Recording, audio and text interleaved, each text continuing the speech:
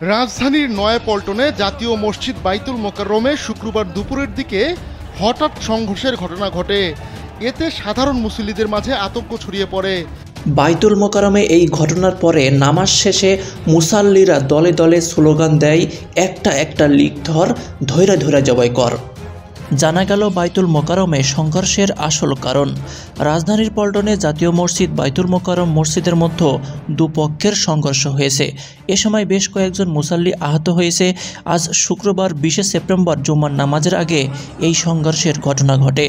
জানা গেছে বাইতুল মোকাররমে বর্তমান ও সাবেক দুই খতিবের অনুসারীদের মধ্যে এই সংঘর্ষটির ঘটনা ঘটে। প্রত্যক্ষদর্শীরা জানান যে নামাজের আগে নিয়ম অনুযায়ী বাইতুল মোকাররম মসজিদের বর্তমান খতিব মুফতি ওয়ালিউর রহমান খান বয়ান করছিলেন। এমন সময় পুরনো খতিব মুফতি রুহুল আমিন আত্মগোপনে থাকা তার অনুসারীদেরকে নিয়ে মসজিদে প্রবেশ করেন। নতুন খতিবের কাছে থাকা মাইক্রোফোনে পুরনো খতিব হাত দিলে বর্তমান খতিবদের অনুসারী প্রতিবাদ করেন। এরপর দুই পক্ষের অনুসারীদের মধ্যে হাতাহাতি বেঁধে যায়। প্রায় ঘণ্টাখানিক ধরে সংঘর্ষ চলার পর সাবেক খতিব মুফতি রুহুল আমিন মসজিদ ছেড়ে চলে যান। পরে আইনশৃঙ্খলা বাহিনীর সহায়তায় পরিবেশ কিছুটা শান্ত হলে 1:15টার দিকে আবারও মসজিদের নামাজ শুরু হয়। পরে খবর পেয়ে দ্রুত বাইতুল মোকাররম মসজিদে আসেন সেনাবাহিনীর সদস্যরাও। আমি প্রায় বলতাম যে শেখ হাসিনার পতনের পর বাংলাদেশে এমন ঘটনা কখনো ঘটেনি যে বাইতুল মোকাররমের খতিব পর্যন্ত পালিয়ে যায়, শিক্ষক পালিয়ে যায়, সাংবাদিক পালিয়ে যায়, বুদ্ধিজীবী পালিয়ে যায়, পুলিশ পালিয়ে যায়, কখনো হয়নি।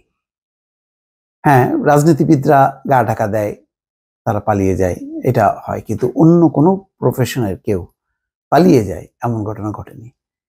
এবার কিন্তু সেই ঘটনা ঘটেছে এবং ঘটার পর আজকে আবার বিপরীত একটি ঘটনা ঘটেছে। সেই পালিয়ে যাওয়া খতিব আবার বাইতুল মোকাররমে ফিরে আসেন। তিনি তার নিয়ন্ত্রণ নেওয়ার চেষ্টা করেন, তারপরে আবার ধাওয়া খেয়ে আবার পালিয়ে যান। এই অদ্ভুত বিষয়। একজন প্রধান খতিব সে দফায় দফায় পালা যায়।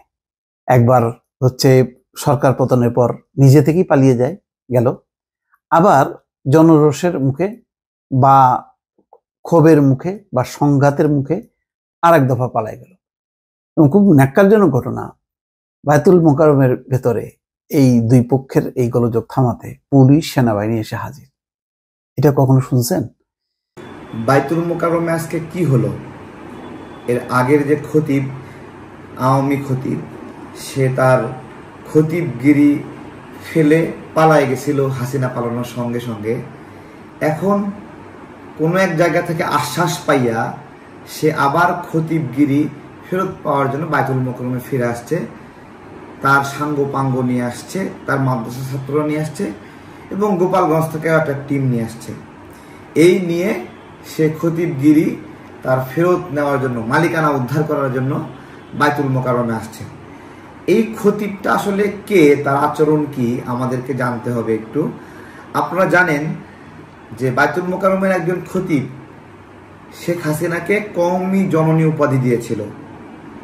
এই খতিবটা আসলে ওই খতিব, ওই খন্নাস যে শেখ হাসিনাকে কওমি জননী, এখানে হেফাজতের কত আলেমকে হত্যা করেছে, কত আলেমকে জেল দিয়েছে, সেই রকম একজন মহিলাকে সে কওমি জননী, মানে কওমিদের উপর নির্যাতনকারী নিপীড়নকারী মহিলাকে এই খতিবটা কওমি জননী উপাধি দিয়েছে।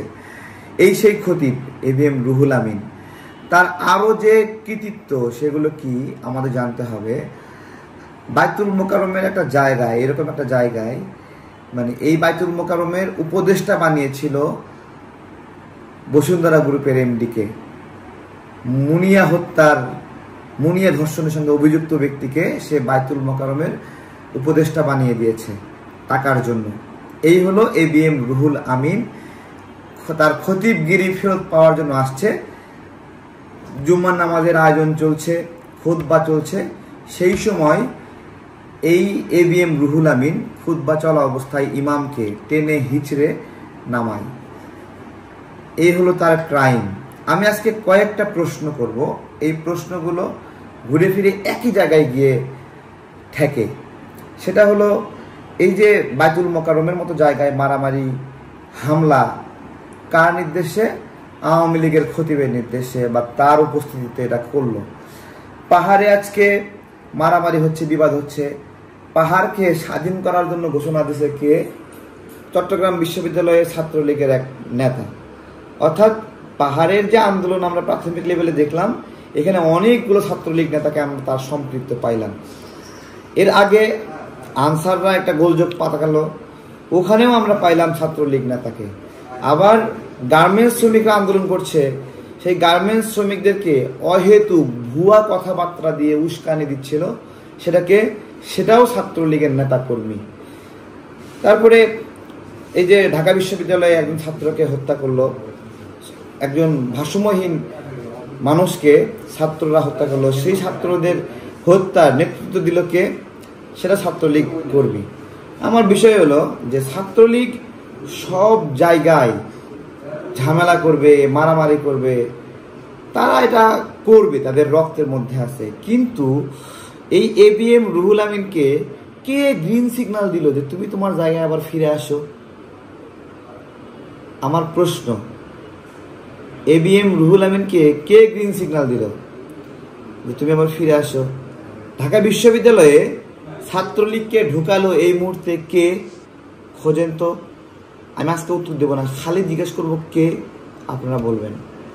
তারপরে এই যে ABM রুহুল আমিনকে যে গ্রিন সিগন্যাল দিছে যে তুমি যাও বাইতুল মোকাররমে নেতৃত্ব দাও, এরা কি ওই লোকগুলোই না যারা 55 জেলায় আওয়ামী লীগের ডিসি নিয়োগ দিচ্ছে? 56 জেলায়। আমি সূত্রগুলো খোঁজার জন্য অনুরোধ করছি। দেখেন, আজকে শেখ হাসিনা বলতে পারছে চট করে ঢুকে পড়বে। এই চট করে আওয়ামী লীগ বিভিন্ন জায়গায় ঢুকে পড়ছে অলরেডি। তাদেরকে কে এই জায়গাটা সুযোগ দিচ্ছে? দর্শক, আপনারা পুরো আলোচনাটি শুনতে পারলেন এবং পুরো আলোচনাটি শুনে আজ ঢাকা বাইতুল মোকাররম মসজিদে যা ঘটে গেছে সেটা ছিল একটা পরিকল্পিতভাবে করা। আপনারা জানেন যে শেখ হাসিনা পালিয়ে যাওয়ার পরে বাইতুল মোকাররমের যে খতিব ছিলেন তিনি কিন্তু আত্মগোপনে চলে গিয়েছিলেন, পালিয়েছিলেন। কারণ তিনি শেখ হাসিনাকে অনেক তেল মেরেছেন, যে কারণে পাবলিক তাকে পেলে গণধোলাই করত, যে কারণে তিনি পালিয়ে গিয়েছিলেন। এবং আজ আবারও তিনি সেই বাইতুল মোকাররম মসজিদে আবারও দখলে নিয়ে আসার জন্য কিন্তু গোপালগঞ্জ থেকে তার অনুসারীদেরকে নিয়ে আবারও বাইতুল মোকাররম দখলে আনার চেষ্টা করেছিলেন। ঠিক সে সময়ে বর্তমান খতিবের অনুসারীরা ক্ষিপ্ত হয় এবং কথা কাটাকাটির পরে দুই পক্ষের মধ্যে কিন্তু বড় ধরনের সংঘর্ষ তৈরি হয়। অনেক মুসাল্লিকে কিন্তু সেই গোপালী সন্ত্রাসীরা মেরে রক্তাক্ত করে ফেলে। এটা আমরা যদি বলি, পুরো আলোচনাটি আপনারা শুনলে বুঝতে পারলেন যে এটা পরিকল্পিতভাবে কিন্তু করা হয়েছে। তার কারণ শেখ হাসিনা পালিয়ে যাবার পরে আওয়ামী লীগ কিন্তু একের পর এক ষড়যন্ত্র চালিয়ে যাচ্ছে, কোনোটাই কিন্তু এ পর্যন্ত সফল হয়নি। আজ যা ঘটে গেল মসজিদের ভিতরে, এমন একটি ঘটনা সকলে নিন্দা জানাচ্ছে। আপনাদের কি মন্তব্য কমেন্টসে লিখবেন। সবাই ভালো থাকবেন। আল্লাহ হাফেজ।